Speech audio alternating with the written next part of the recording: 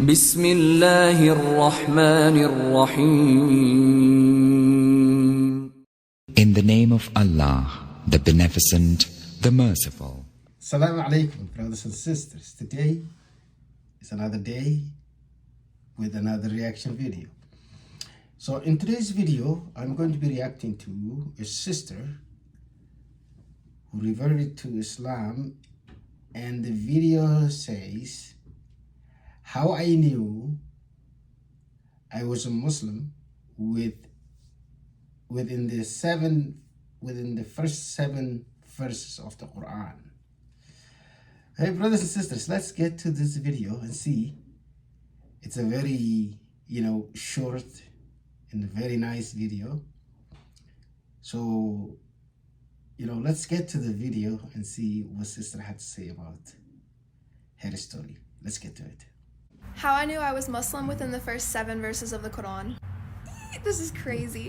So I was Christian my whole life. I went to Christian school, I did Sunday schools, I did vacation Bible schools, I did Bible studies. My parents even hosted like college level Bible study courses at our house for a good chunk of my childhood.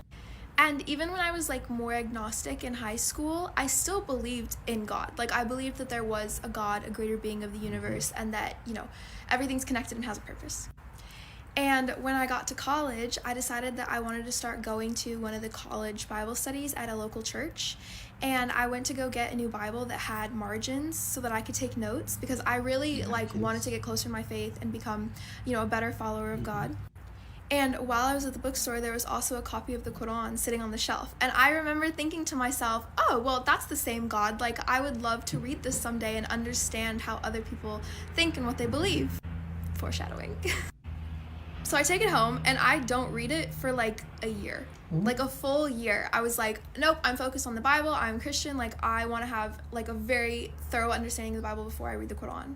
Because I was going to read it as like an outsider, like just to understand what other people think, And so in that year, I was just really focused on the Bible, and I was going to church a lot. I was going to youth group every week. I was reading a lot on my own. I was taking notes. I was watching like lectures online. I was reading theology papers, like the whole thing. And every now and then there would just be like something I would read or come across, or something someone would say in a sermon, and I would just be like, I don't know about that. And it's anyone who's like gone through, doubting your faith, it's very frustrating. It's stressful, because you're like, no, like I believe, but like I just don't understand this thing. And so every time I would have those moments of doubts, I would literally just like take a minute, breathe, and I would pray. And I would pray something very specific. I never read it anywhere. I didn't like hear it anywhere. It just came naturally. I would use these very specific words. I would start by being thankful. I would tell God, like, literally, thank you for everything that you've given to me. I have so many blessings. Thank you. Thank you for all of them. Then I would say, by the way, you're the only one that I want to worship. Like, I don't want to go to anything else. I don't want to leave you. I don't want to leave God. Like, whatever you tell me goes. So I don't want to worship anyone else. I'm not asking for help from anyone else. I would ask to be guided and to be kept on a straight path. And finally, I would ask to not let me go astray and don't let me become a hypocrite. Y'all, this was my prayer for a year. It just came naturally. Sometimes it was in a different order, but it was definitely in that exact order at least a few times, with those exact words almost every time. And I would be praying this prayer like at one point every day, genuinely every day. Fast forward to about a year ago, I'm sitting in my bed praying, and I just get this feeling that's like, go read the Quran. You've had it on your shelf for a year now. It's time to go read it. And I was like, okay, sure, I'll go do that. So I go and I get the copy that I had, and I read like the little introduction to the translation, like about the translator, and like a little bit like intro to Islam. And I was like, this is so cool. Oh my gosh. And then I open it up to the first 7 verses, Al-Fatiha, and if you're Muslim, then you probably already picked up on this with what I already said, but if you're not, this is the opening to the Quran in English. In the name of Allah, the most compassionate, most merciful, all praises for Allah, the Lord of all worlds, the most compassionate, most merciful, master of the day of judgment. You alone we worship, and you alone we ask for help. Guide us to the straight path, the path of those you have blessed, not those you are displeased with or those who are astray.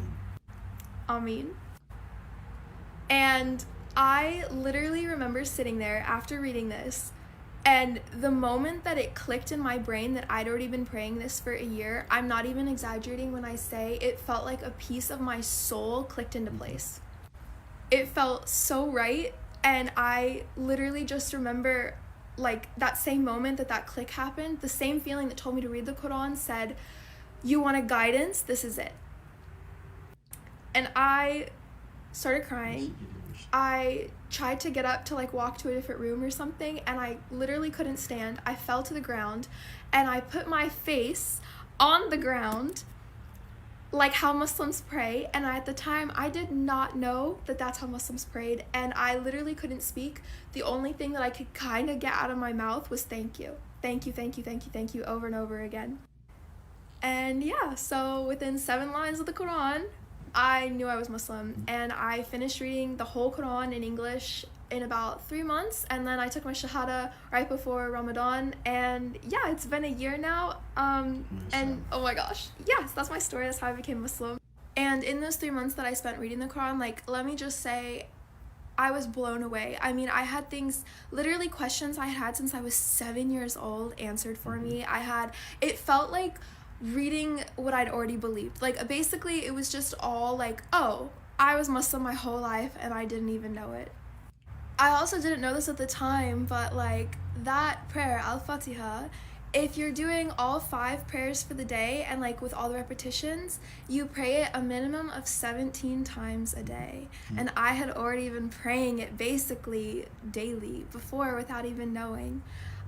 So yeah, I think, yeah, I'm so grateful that this is my story too, because, you know, like as Muslims, like making sure you do salah on time and like your focus can be really difficult. So it's such a blessing that like literally if I don't feel very, you know, focused in my prayer, I literally just get to slow down during Al-Fatiha and basically relive the moment that I realized I was Muslim. And yeah, I'll never get over it. I'll never shut up about it. Oof, it got a lot darker out. But that's my story. I am so genuinely blessed to be Muslim now. Like, it has improved my life so much in so many ways. And yeah, to anyone watching this, may Allah bless you and your family, and I hope you have a wonderful day. Bless you too. Yeah, brothers and sisters, the sister explained her story very nicely. In a short time, she like went through everything. She recited the first 7 verses of the Quran, which is the opening Fatiha, and that's where things clicked in. And then she, you know, she said, I knew I was a Muslim as soon as I read those 7 verses of the Quran. So yeah, you know, there's a people who believe there's a different God, it's your God, my God, this God, that God. God is only one for everyone. Unless you have something that's in your house. But God, when we say the one who created us, all of us, the one who created like sky and earth and everything in between that has a life, that's only one God. There's no question in that. But when you talk about other gods that are not a creator, yeah. But if you believe there's a different gods and this God and that God, there's only one. One God. That's what people are looking for. That's what people are seeking for, looking for, you know, to find it. God already created you, gave you everything, and nothing is messing with you. The only thing that's missing is to think about your purpose of life, why I'm here. You know, why I'm created. After this life, what's next? Is it just life is just like a game and it starts and ends? That's the only part that's missing to, you know, ask yourself. Then when you start thinking about where I came from, why I'm here, where I'm gonna go, you know. You need to watch The Purpose of Life, that video. That video explains everything, you know. The video title is The Meaning of Life, I think. Yeah, The Meaning of Life. If you watch that video, it will really make sense. If you're not biased, you know, if you're sincere, you know, looking for truth, not pretending to be what you're not. Yeah, so brothers and sisters, I have to end this video. The video is really nice, very good. And, you know, she explained everything in detail, and I really like it. Then if you like it, if you enjoy it, please subscribe, comment, like the video. And I will see you in the next video. Assalamu alaikum wa rahmatullahi ta'ala wa barakatuh.